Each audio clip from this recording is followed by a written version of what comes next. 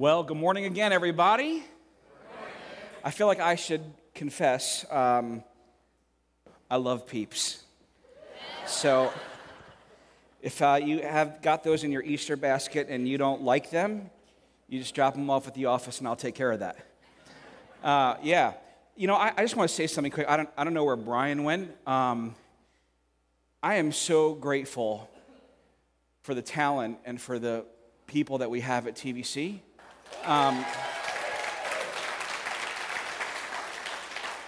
You know, Brian's heart for God and his heart for you as a church and as a worship leader, it just bleeds out of him. And you are so blessed. We are so blessed to have his leadership every week. I tell you, it's amazing to me. I just want to tell you really quick about something that's just started today that you can still get in on if you want to after this service. We're starting a thing called Explore God. And if you're just thinking about questions about God and about faith, it doesn't matter if you are like pre-faith, meaning you just haven't taken that step, or you've been walking with God for 30 or 40 years. I have found that the Explore God experience, inevitably every time I walk away, taking away something profound in my spiritual walk. So wherever you are on that spectrum, I just want to encourage you. It is not too late. As you leave this service today at 10:30, you can head out to the information center. They'll let you know where the class is going on. It doesn't even run for that long. It's just a few weeks. But I want to encourage you, if you have not been through it, take advantage of that today. So last week, we started a brand new series called Breathe. It's all about loosening the chains of fear and anxiety. And I sort of suggested to you that as we, I hope, are coming out of this season in this last year, I hope that we will perhaps navigate life a little bit differently than maybe we did before we went into this. Let's face it, some things have changed, haven't they? And you just can't help that. And if there's one thing that I think I've seen over the last 12 to 18 months or so, it's a rise in people's fear and anxiety. Can I just confess to you, maybe just make myself vulnerable to you? I have never been a person to struggle with anxiety. And this last year I have. And if you have, you know what that's like, that weird feeling that wakes you up out of a dead sleep. I thought I was having a heart attack. Or that feeling when you wake up in the middle of the night and something gets on your mind and you can't shake it. And you can't go back to sleep and all of that. I think we've been dealing with those things in the middle of this uncertain season that we found ourselves in. And so for the next few weeks, we're going to be talking about that. And last week we talked about fear, the fear of the future. Today, I want to talk about the anxiety of the present. And then next week, we're going to talk about the problem with the past and how if you and I continue to go back to the past, we'll never be able to walk forward. And then we're going to kind of land the plane on this series a couple of weeks from now, talking about the challenge of working through grief, working through loss, working through the sadness and the things in life that are inevitable from time to time. But let me just recap for a moment. The first question that we asked was, what is fear? And we kind of came up with a rallying definition. Fear is an emotion. Something's going on inside of you and I based upon or caused by the belief that I'm going to lose something or I'm going to lose control in a certain situation. Fear often holds people back or it causes them to do something. We said instead of being afraid of what you might lose or might lose or where you might lose control, here's the thing we ought to be afraid of. What has fear kept you from doing? What is it that maybe God has for you to walk into in your life that fear has said, stay away from that? It's lied to you and told you, if you walk into that, here's what's going to happen. Or what has fear caused you to do? And I mentioned last week, I'm a little bit mesmerized by a show called Hoarders. Anybody ever see that? And these are folks that have been through some kind of a trauma or some kind of pain in their lives. And what they've done is they've bought into this lie that everything has meaning and value and is directly tied back into their sense of self-worth and security, so they don't get rid of anything. And so by the time by the time we watch it on TV, in some cases you can't even get in the front door of their homes. They're living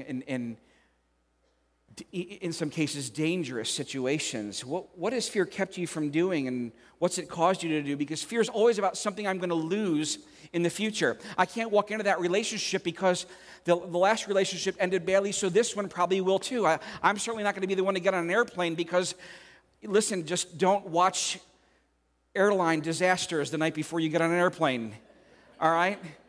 My wife laughs at me because I love that show.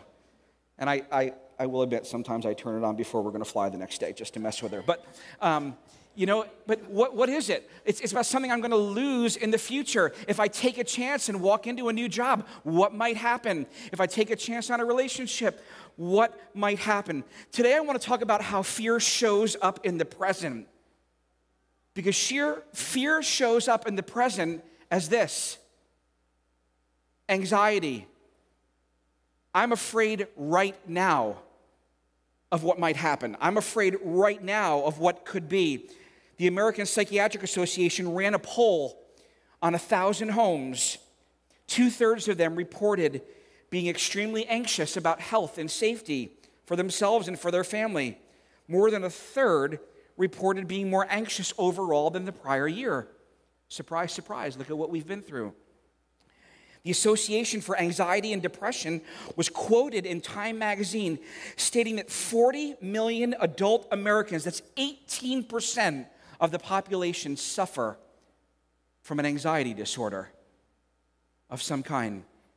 Barnes & Noble announced a surge in the sales of books about anxiety. The Washington Post reported anxiety as the leading mental health issue among American youth.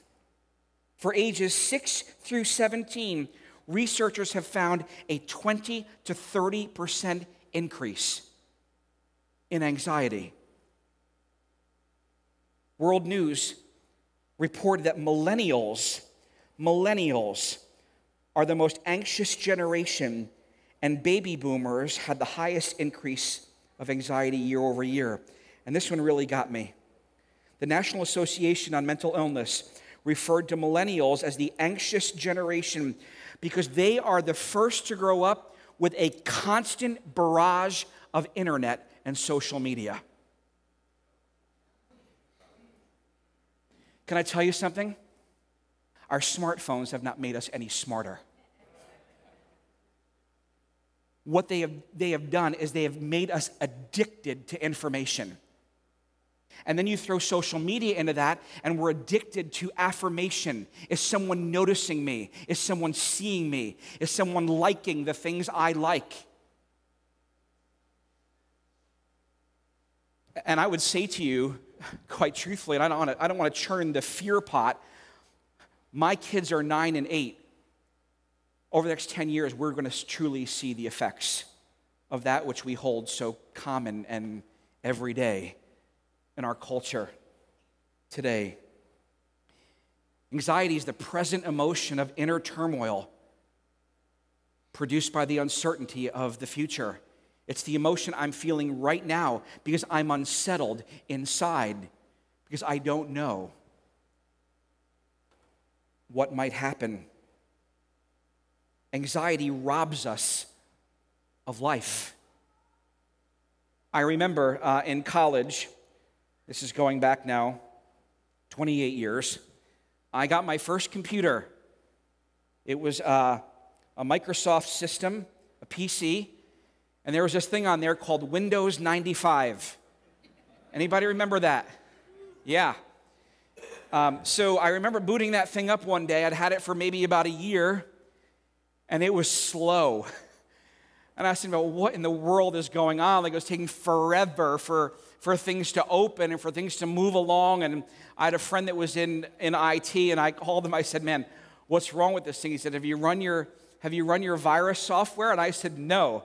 He said, you might want to do that. And so I ran the virus software. It's like this list of things that had, I don't know how, but they had gotten into my computer and really slowed things down. We carry anxiety around like a software virus. And what happens over time is it subtly slows us down, and it keeps us from operating at our full potential. Because fear and anxiety always hold you back from walking into what God might have for you. And ultimately what happens is it hurts us, but it doesn't help anybody. I mean, can anybody wake up and say, man, the world is a better place because I was anxious today? Man, my kids really benefited from that. My marriage is better because of it. Man, I'm thriving in my job because of my anxiety. No, it's not like that at all. I mean, here's what it feels like. What could go wrong? And anxiety says, I'm so glad you asked. And we begin to run through in our minds all the things that potentially could go wrong. And it's like having a nervous breakdown inside of us, trying to hide what we hope nobody notices. In fact, I love this quote: anxiety is like a rocking chair. It gives you something to do, but it doesn't get you anywhere. How true is that? There are very few things I remember about middle school, because that's going back now quite a while. But there is one thing that I do remember about middle school, and that was my middle school backpack. And I remember having to fit more things into that backpack than you could shake a stick at. And I also remember we had this thing called a trapper keeper. Raise your hand if you remember what a trapper keeper. This was like this sophisticated, for the time, notebook. And there were folders in there, and you could put notebooks in there. And I had a pen and pencil holder. I was a bit of a nerd. I had a pen and pencil holder in mine. And that thing barely fit in a backpack because it was big. But man, we got it all in there. And I remember my backpack sticking out from my back like this. And we would put everything in. It was the heaviness of the weight. And what I would say to you is that's what we do with anxiety. The fear of what might happen if I leave this job and take that job. What might happen if I take a risk in a relationship and that doesn't work out? And we're gripped by the anxiety of that. And what might happen if this friendship goes south, or this financial deal doesn't go right, or I attempt to start that business and it doesn't work out. And what happens is I take all that anxiety and I carry it around. But here's the thing, you don't see it. And I hope that you won't see it.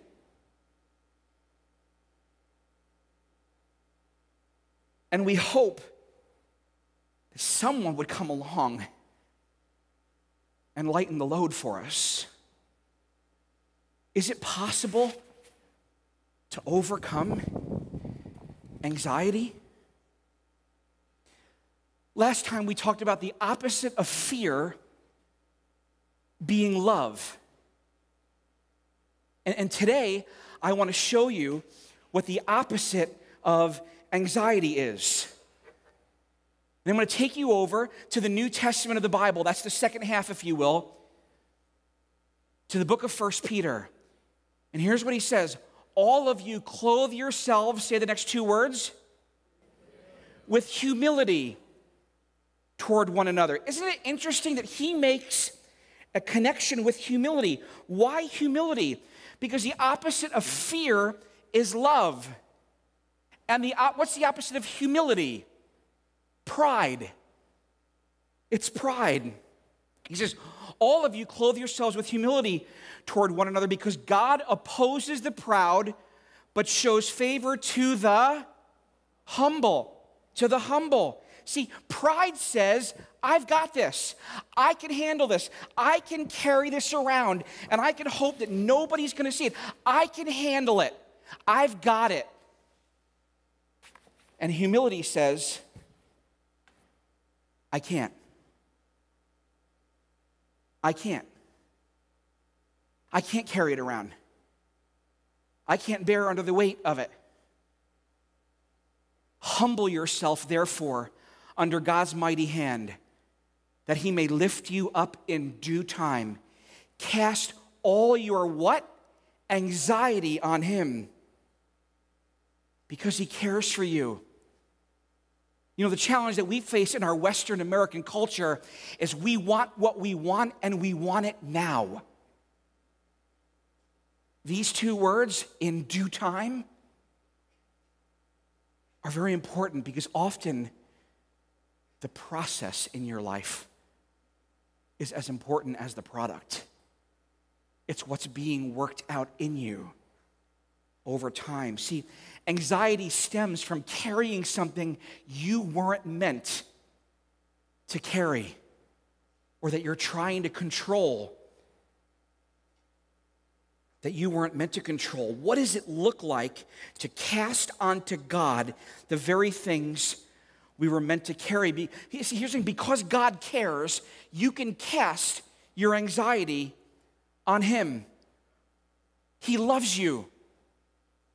There's not one of you sitting in the room or watching online or watching at any point for whom God does not love with an everlasting love. So what do you and I do? How do we do this? Let's take a look at the book of Philippians. Again, the New Testament, this guy Paul, who I walked all the way through his life last week. I won't do that again, but you can go back and watch that if you want to. But he writes to this church that he started, and he says this: do not be anxious about anything. Now, I have to tell you, the first time I read that, I'm like, yeah, right. Way easier said than done. Do not be anxious about anything, but in every situation by prayer and petition. In every situation, by praying, by asking God, with, say that word, this is key. All of our fear and anxiety are lingering on something that might happen in the future. Gratitude is key, because it snaps me back to right now and reminds me of the blessings that I have in my life right now. So it's funny, you know, I have to admit to you that often these messages come out of what God's doing in my life and what he's doing in me. And it's been a season of transition for my family. I want you to think about it, right? Like, both my wife and I, both of our families are on the East Coast. Our relatives are all there. And I love Michigan, and I'm thrilled to be here. I have to tell you that. And by the way, I really love being your pastor. I just have to say that to you. So, I mean that. But it's been hard. You know, we're living in a rental situation now, waiting. By the way, we closed on our house last Thursday. So we're excited about that. Yeah. And, but it's been a season of uncertainty and unknowns. And sometimes, right, your head gets the best of you. And I had a moment this week where God was like, well, you're going to preach on this. Let's try practicing it. And I said, God, thank you for my wife, who has supported me now for 18 years. She's moved like 15 times. I didn't make a whole lot the first few years of ministry, and we had to move a lot. I have two beautiful boys who are articulating their love for God. I have a great church that I get to be the pastor of. I'm falling in love with you people. Yeah. I have great staff here. And I went through, and you know what happened? The anxiety began to dissipate, because the gratitude snapped me back into the here and the now. Do not be anxious about anything, but in every situation by prayer and petition with thanksgiving, present your request to God. And look what he says. And the peace of God, which transcends all understanding, will guard your hearts and your minds in Christ Jesus. In Christ Jesus. See, you and I can cast your anxiety on him by turning your anxiety into prayer. Prayers of gratitude and thankfulness. Sometimes we get so caught in what needs to happen or where we need to be or what we need to accomplish or what we need to earn that we don't forget that the present moment is full of blessings of its own. So I have to ask you, will you try to carry your fears? Will you try to carry them around and hope that nobody's going to see them and nobody's going to notice them, but meanwhile you're the one bearing the weight? Or will you be willing to cast them on the one who cares for you? You want to know how I know and how you can know that he cares? The cross. The cross. Where Jesus laid down his life for you and for me. See, the cross reminds us that he's willing to carry us. But it doesn't end there. Jesus did what no other person had ever done.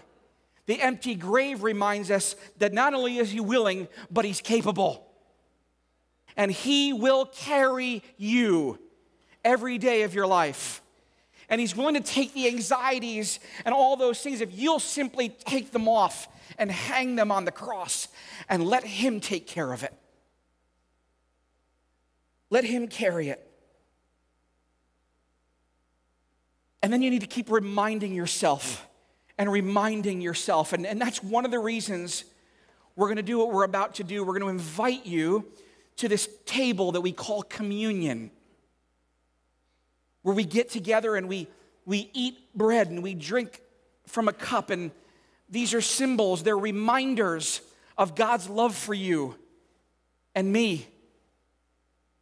They're reminders that there's nothing that you could do that would separate you from his love. There's no anxiety or fear that can separate you from the love of God. And we eat this bread that represents his broken body and this little cup that represents the fact that he poured out his blood for you. He died for you so that you could have life. What do you do, though, in the meantime? Remember back before I said in due time? You be prayerful. Practice prayer. And you don't have to be a theologian to pray. Believe me. Just talk to God about what's on your heart. Practice surrender. Practice the discipline of saying, no, I've already laid that at the cross. I've already let Jesus handle that. I've already put that at his feet. I don't have to control this situation. I don't have to determine every outcome, cross every I, and dot every T. I simply have to be the son or the daughter that God created me to be. And then focus on gratitude. If you're not sure what to pray about what you're thankful for. God, I'm thankful I have a roof over my head. God, I'm thankful I have a car to drive. God, I'm thankful I have a job to go to. God, I'm thankful for my spouse. I'm thankful for my kids. I'm thankful that I got up this morning and you put air in my lungs and gave me another day to live. That's what you do in the meantime. And here's what happens when you do those things. You're guarding your heart. You're saying, no, I'm going to fill my heart with good things so that there's no room for the negativity or what I call stinking thinking.